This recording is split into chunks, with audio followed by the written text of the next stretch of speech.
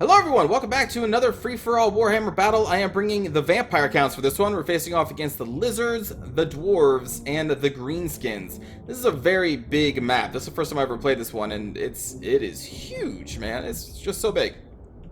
Anyway, for my army, I have 3 units of our Grave Guard, the pretty sturdy anti-infantry of the vampire counts, and then there is a Königstein Stalker, which is a sturdier skeleton unit that also has poison damage applied to it. Excuse me. So that is going to be our infantry frontline force, 3 Grave Guard, and then just the Stalker. Behind those, we have 3 units of the Crypt Horrors, the pretty sturdy, high damage dealing, armor piercing, focusing monstrous infantry of the Vampire Counts. They are just a very standard go-to unit of the Counts armies. They're just really good and reliable. So I got 3 of those. Then I brought 2 of the puppies. We have 2 Vargulfs, one right here and then one over there, because my leadership is going to be Heinrich Kemmler. And I almost always bring 2 puppies with Heinrich Kemmler. There he is in all his badassery, surrounded by some Crypt Horrors. Next in, we have a very slow-moving corpse cart with the Unholy Lodestone. So this is going to really slow my army down because it's dragged by zombies, which only have a movement speed of 23. So I'm just going to have to be kind of slowly crawling along the map. And then for the other leadership, we have 2 of these Assassin Banshees. They are high armor-piercing, magical attacks, and they have ethereal, so that means all of their damage or physical damage against them is going to be reduced by 75%. So even though they do have a low amount of hit points, as long as they're going up against physical based attacks, they can take a ton of punishment and deal a nice amount of punishment as well. I also brought potions of strength on them to buff their damage for a short period of time as they, well, go kill people, and they also come with fear and terror. For the spells for Heinrich Kemmler, I also brought, some spells for Heinrich Kemmler. We have Winds of Death, we also have the Raised Dead, and then the Invocation of the Heck. Pretty standard vampire count spells that you would bring in most armies. Brought us 2 unique items that make him more durable and better in melee. So we have the Chaos Tomb Blade, which is going to resurrect units around him and replenish hit points as long as he is in melee, and then also grants 3 units plus 5 melee attack on top of whatever else they have. And then the other special item that he has is the Cloak of Mist of Shadows, which for 24 seconds grants him 80% physical resistance, so it really makes him pretty tanky, well, against physical attacks anyway. So with this item, he is tankier than he would appear, because besides that, his melee defense is actually not that bad, especially for a caster, but his armor is only 15, so he can't actually take a lot of damage, but with that, it's going to help him out a lot. Then we also have the Undeath Resurgence, and that's it. Oh, and also his buddy Krell. So I have a one-time use of summoning the Lord of Undeath, which is going to be a hero unit named Krell, who is a very heavily armored, very high damage dealing infantry unit, and pretty awesome.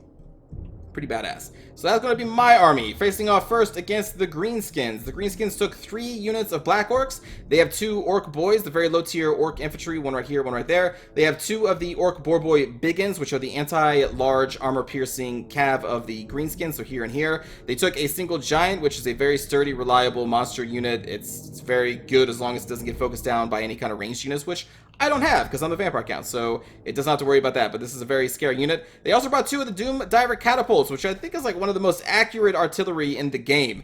Luckily, they don't do any armor piercing damage, but they still have a very high base damage, considering how accurate they are. They are going to hit almost every single time, and so they brought 2 of them. They have a decent range as well. And then behind those, we have 2 of the Night Gobbo Archers, which are going to be the stalking archer units that apply poison on their melee and ranged attacks. And poison is going to lower the stats of any unit that it hits, including its vigor and basically everything. So poison is a very good thing to have in an army. Their leadership is going to be, there you are, Azhag the Slaughterer. And for the spells, we have the Purple Sun of Zarius, and then also Spirit Leech, and then Soul Blight, which is going to be an AoE debuff of weapon damage and armor. Most of the time, you should probably bring Azhag on his Wyvern. I don't think they took that away, right? He still has his Wyvern mount. Just gives him more mobility. But anyway, Azhag is still a pretty good melee combatant. You see he has high melee attack, and then pretty decent weapon strength that is armor piercing focus, and then backing that up is the fact that he is a spellcaster, so he can be pretty scary. And that is the green skin army. Over here, we already had a fight going on with 2 Vanguard deployed forces. The dwarves will go over them first. They caught one of these chameleon skinks. So the dwarves is let's see, miners, slayers, and then Ungrim Iron Fist over there, the unbreakable anti-large armor piercing legendary lord of the Dowie. So yeah, 2 Vanguard deployed forces of miners, there and there, just the basic miners, and then a whole bunch of slayers and Ungrim. That's their army. For the lizards, we have 2 chameleon skinks. Again, one was caught over here, but I think they do eventually make it out of there. Behind them, we do have the rest of the lizardman army coming up slowly over the hill, which is going to be made of 4 skink cohorts one Saurus Warrior. There's going to be Krokar on his Connoisseur, which is a very, very dangerous melee combatant. And we also have a Saurus Scar Veteran on a Connoisseur, another very dangerous melee combatant that focuses against large units. And then a Skink Priest of Heavens riding the Stegodon. And you can see they brought the Curse of the Midnight Wind, the Lightning Spell, Harmonic Convergence, and the... good gosh, what is that spell called? Wind Blast, thank you, jeez. Alright, so also 2 Pterodon Riders, sorry. I was about to say let's get this on, but they have 2 Pterodon Riders with the Fire Bolas. So what's going to be happening over here is that the Chameleon Skinks are going to be skirmishing with the Miners, who are going to be pulling back their forces, I think they may pull back over here into the woods, I can't remember.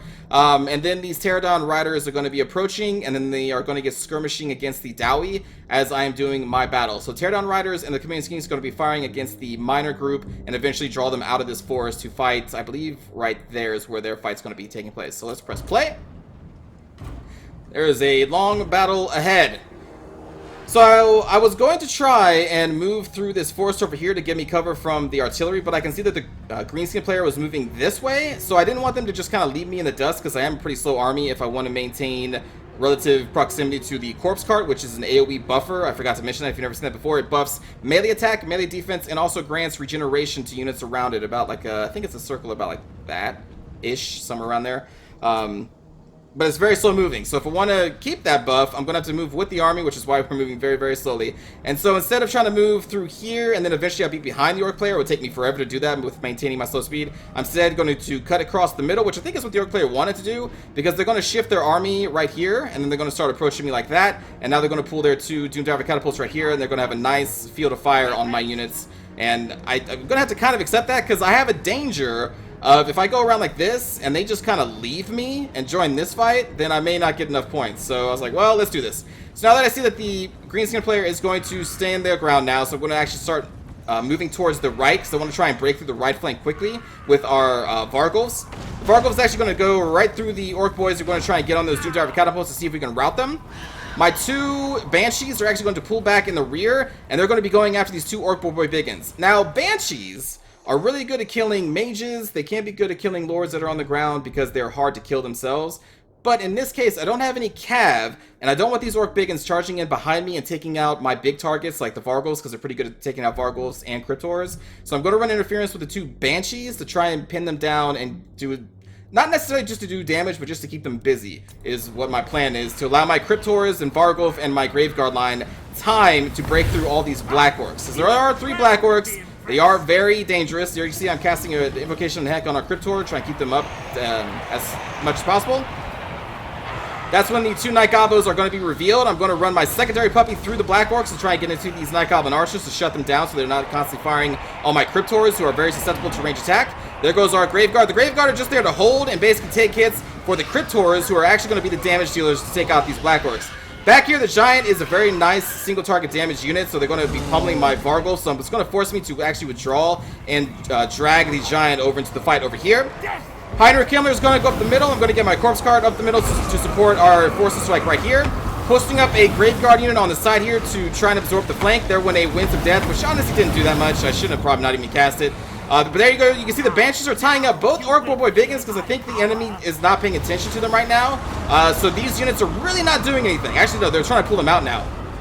So these Orc Boy Biggins should be kind of rear charging into my Cryptors and getting on my Vargulf, but they are just trying to run away from my Banshees, and they're actually going to be running away way out here, and so they're not going to be doing anything. And for this fight, I have the tools that I need to take out the enemy units, because we have the Cryptors and the Vargulfs for the the Black Orcs. Heinrich Kemmler does decent amount of damage, and we have spell support, so I don't necessarily need the 2 Banshees, so I'm going to be like, you know, that's fine. If you want to chase and get these units out of there, that's fine, because these 2 Orc Boy Biggins counter a lot of my forces.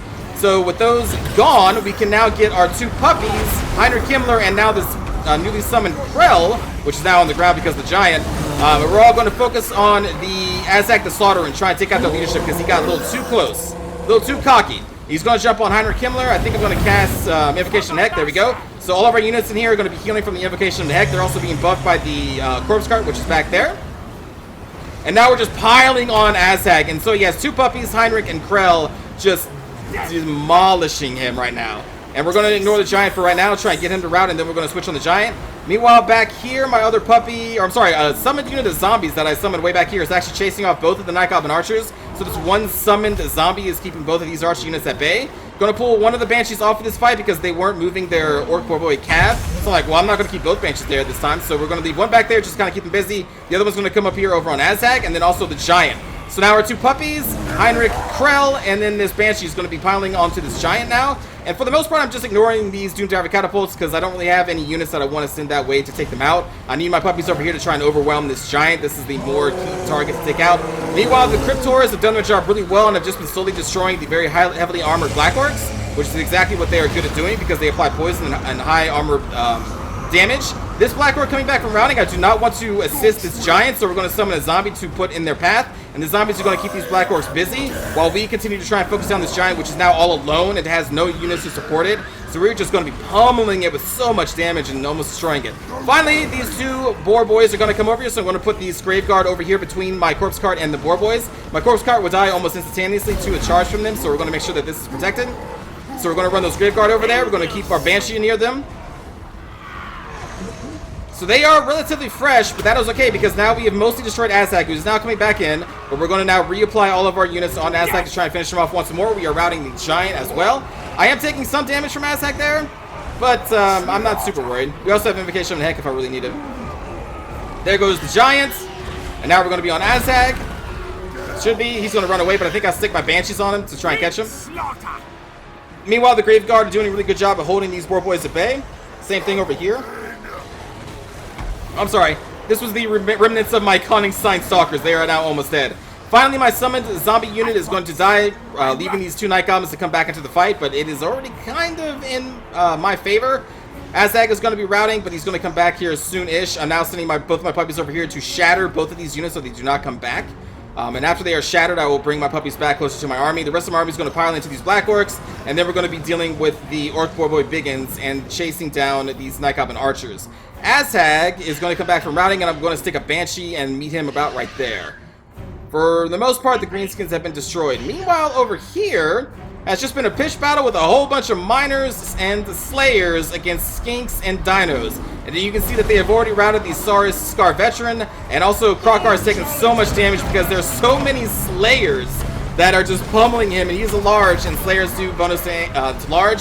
Unkrum is on the Skink Priest doing a lot of good anti-large armor-piercing damage, and there are just so many miners that miners don't really do much damage, and they are very they don't really hit that often, but there's so many of them, and they're so tanky because they have high armor, that they are doing really good against the Skink line and the Saurus warriors as well, especially backed up by all of those slayers. And at this point, the Teardown Riders have spent all their ammunition. The Chameleon Skinks still have just under half, but I think by the time that I get over on this side, I mean, spoilers, I win this fight against what remains of the Orcs, so I'm going to be slowly moving over here. And by the time I get here, the Chameleon Skinks are going to be out of ammo. Good, just look at all these miners. The miners have definitely taken a lot of damage from the Skinks, the Saurus, and the Dinos. There goes some Teardown Riders. Nothing left to do but charge in. Although you probably shouldn't charge them into the forest because they have a penalty to fight in the forest. But there goes the Skink Priest of the Heavens, chased off by the Slayers and Unger Iron Fists. Slayers still trying to surround Krokar. The Chameleon Skinks are doing what they can to try and keep the Slayers off Krokar and kill them. So at this point, the Slayers have mostly all been destroyed as well. Like, there are still a few units around, but they are almost near death. They are unbreakable, which is why they are not routing. Ooh, nice. They sent a group of Slayers over there against that Saurus Scar Veteran. I didn't notice that before. So there we go. There goes the Saurus Scar Veteran. So they are now dead. And this battle is going to last a long time. It's just miners that can't hit shit, and then the Saurus Warriors and Skinks who can hit pretty well, but there's just so much armor to chew through. So it's just this very long, drawn-out battle.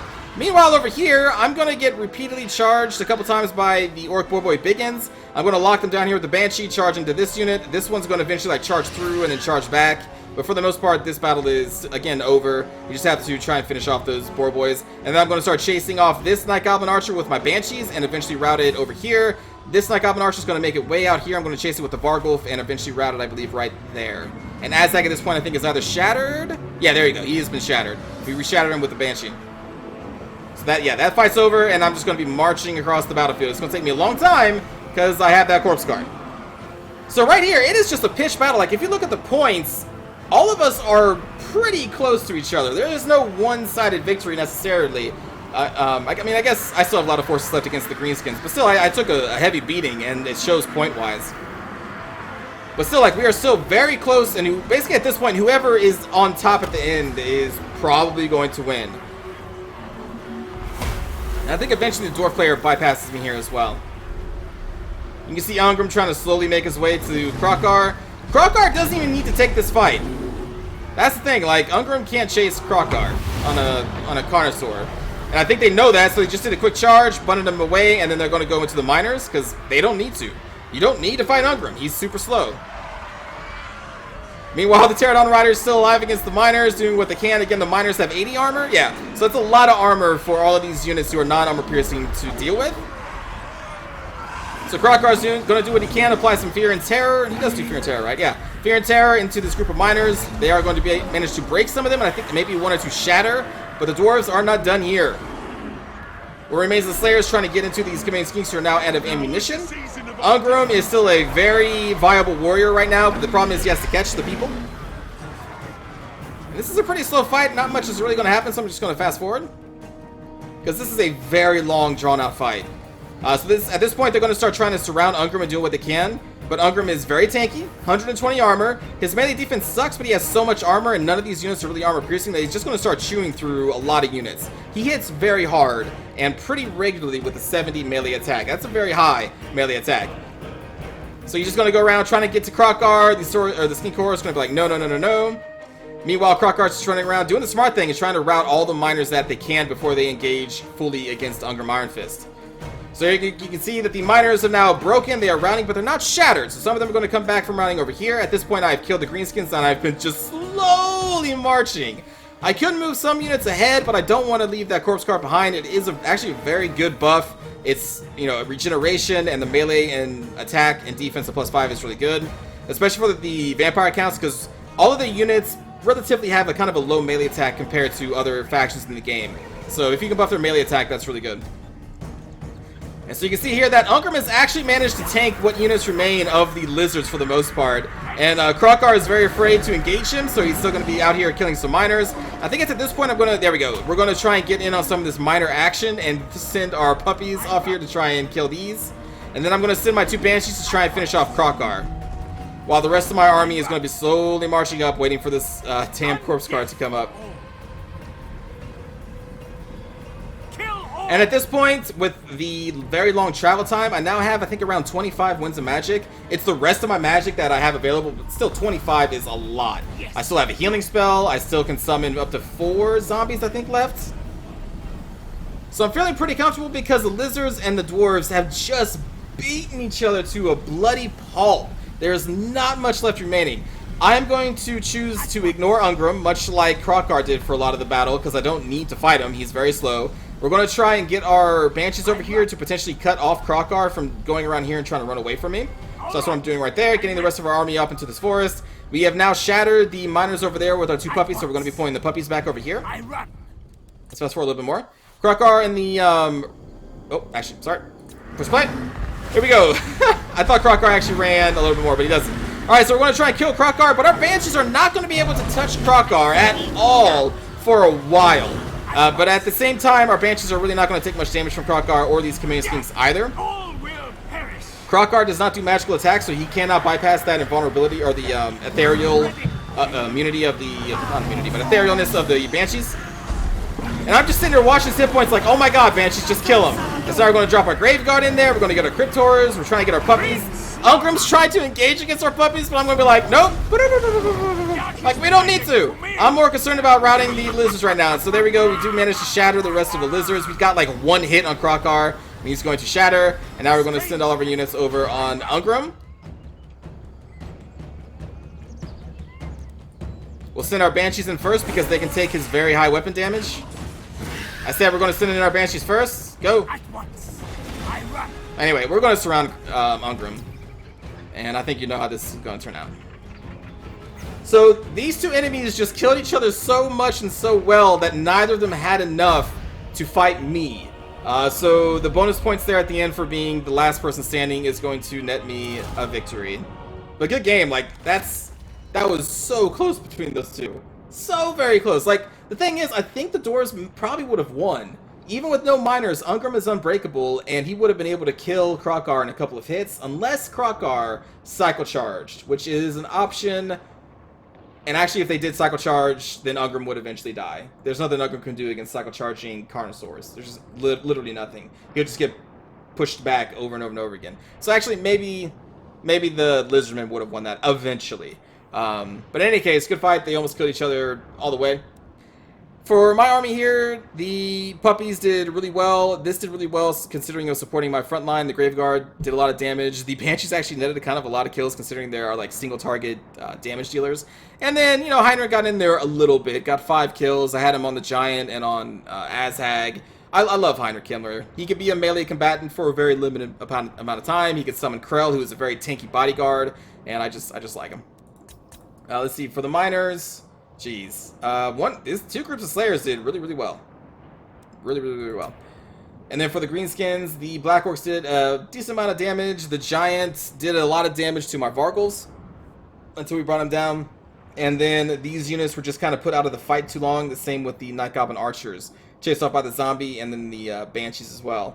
So, but anyway, good game to Appalled, John, and then my Colorex Bryant, I guess. I hope you enjoyed the battle, everybody. Let's go watch a cinematic view.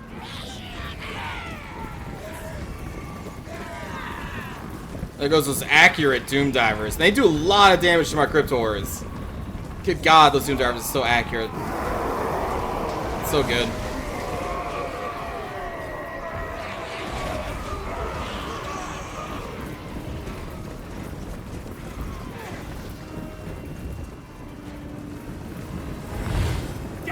Magic to me!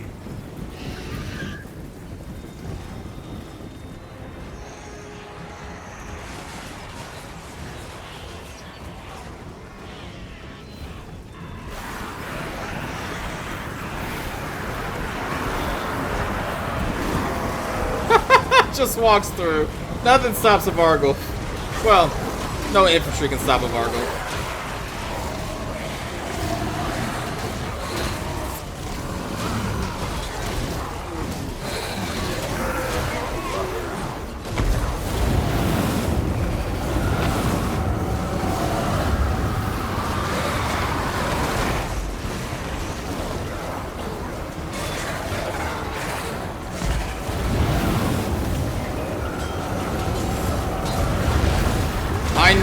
Kemmler.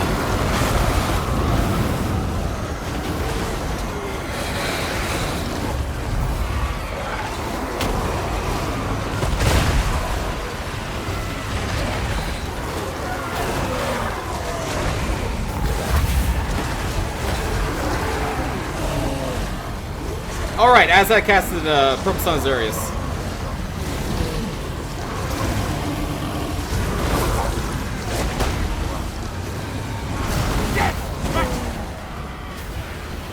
I think this is when, yeah, there's Krell summon. And like immediately that giant just pummels Krell as soon as he summoned. Like what the hell? Great slaughter! Slaughter! Quiet, Skullstar! I know what I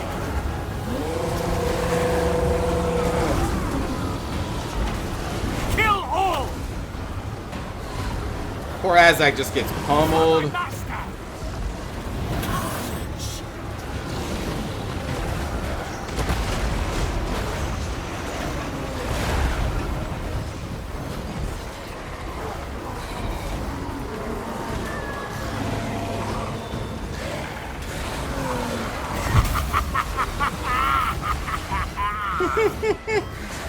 Heinrich's so cool.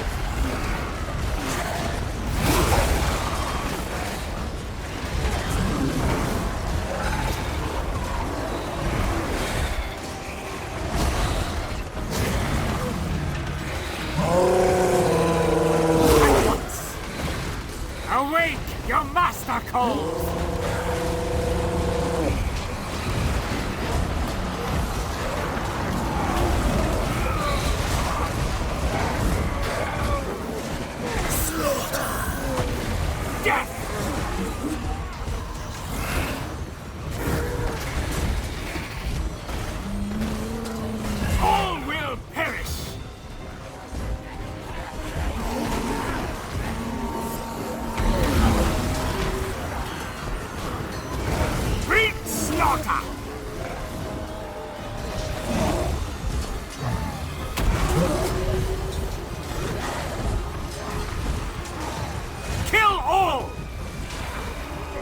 That does hurt. Azag did hurt a lot. But then there's the puppies! Those beautiful puppies. So cute. And there goes Azag, like, well, I made a mistake.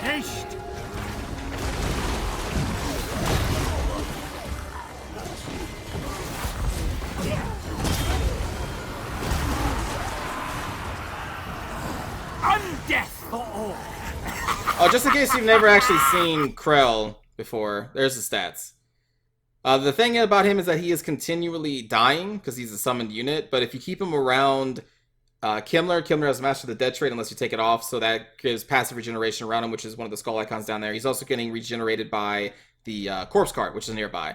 So that the regeneration stacking typically counters his summoning, what I call summoning sickness. I don't remember what they call it. What do they call it? Unbinding.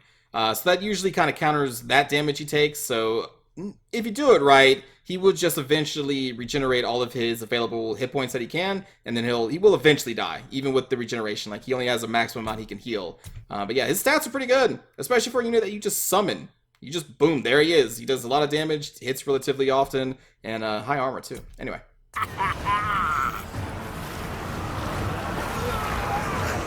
He's just a badass.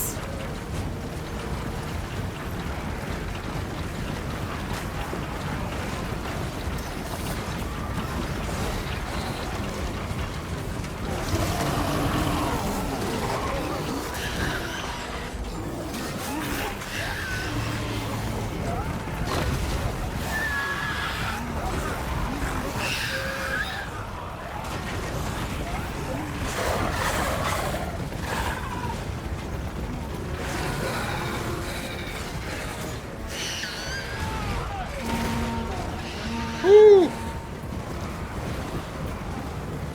I run.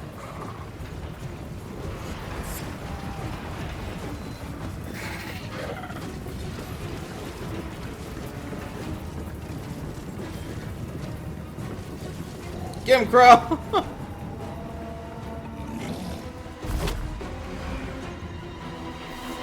Hello? There they are.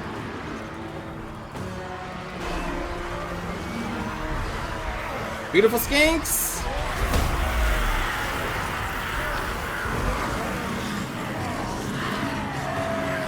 I like skinks. The lizard man version of Gavos. With better animations.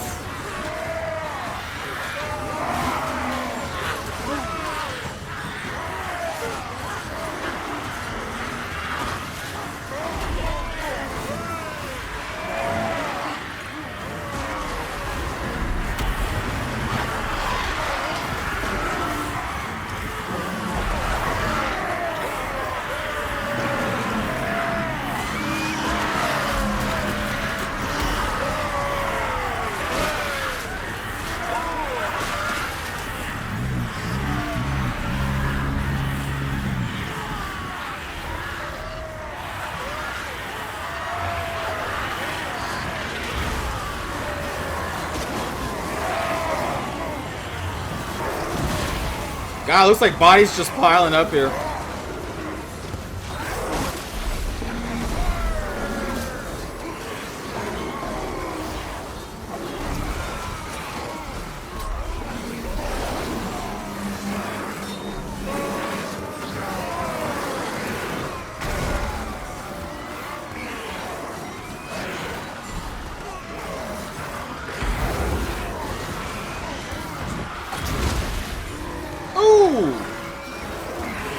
Head just came right the hell up.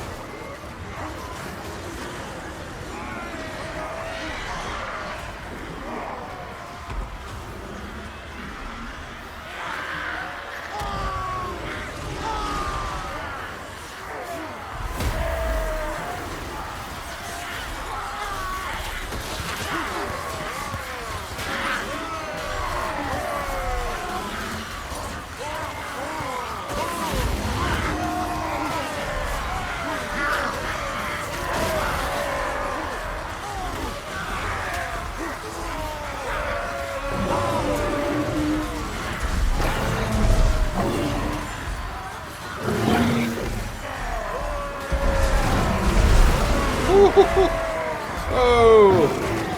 Krokar is angry.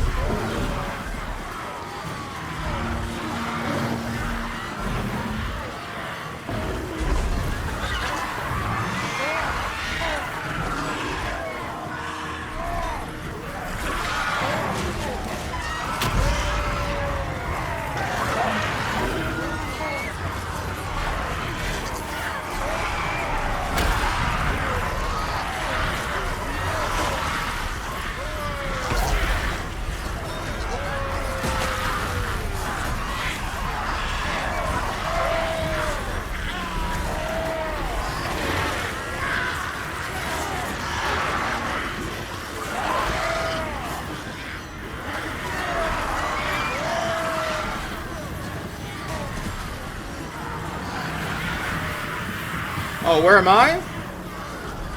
You may ask. I'm coming. I am on my way. God, this took forever to march across this map. It's all because of you! Why can't you be pulled by Grave Guard? Or like zombie horses or something. Ah, oh, so slow.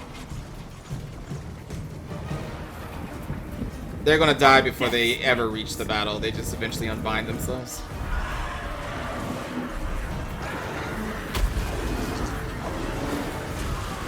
I had summoned that unit of zombies to pin in their last orc warboy bacon who did a charge on me, so I wanted to cut off their escape and finish them off.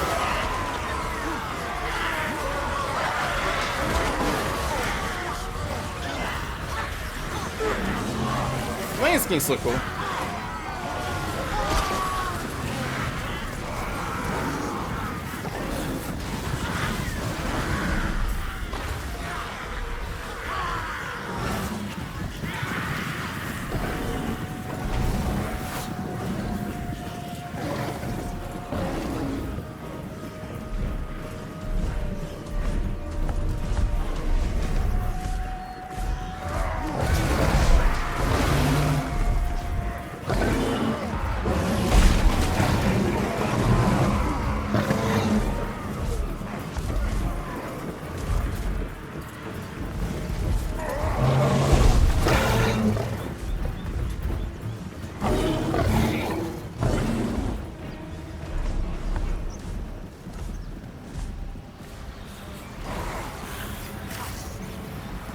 And then everyone's running away from Ungram.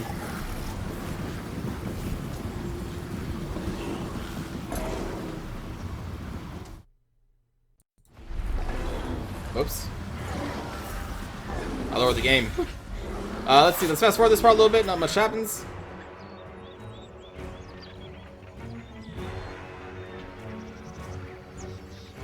Ooh, Ungram got a nice little hit there.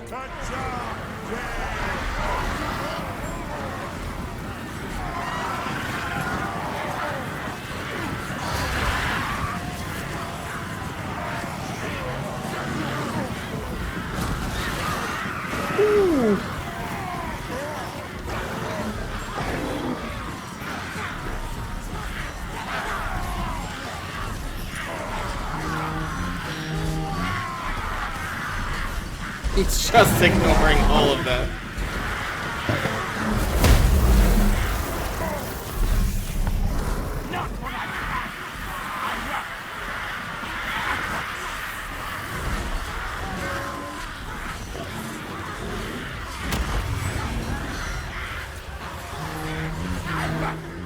Like, just look how little damage he's taking from all these units.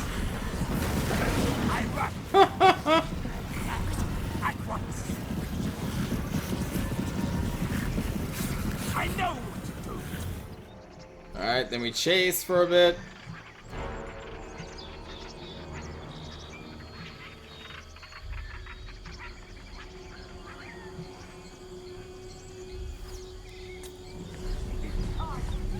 And after what seems like 10 minutes, I finally get to the other side of the battlefield.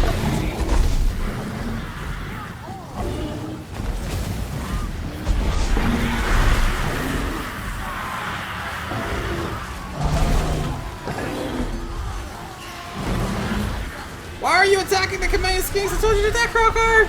No wonder he wasn't taking any damage from you too.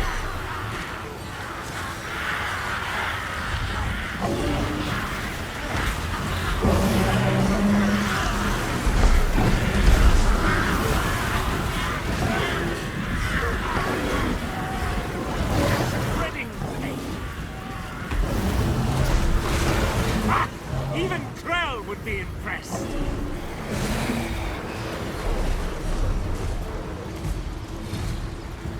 Yes. And that's it for them. At once.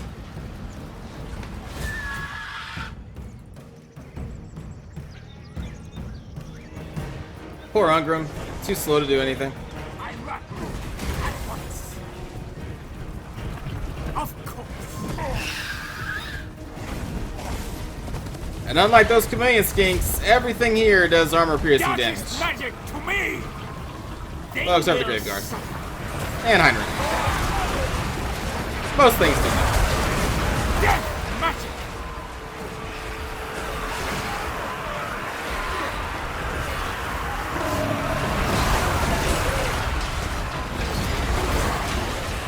I run. And there we go. The mighty Ungram is fallen. And his Mohawk. Thanks for watching, everybody. Hope you enjoyed. I will see you all next time.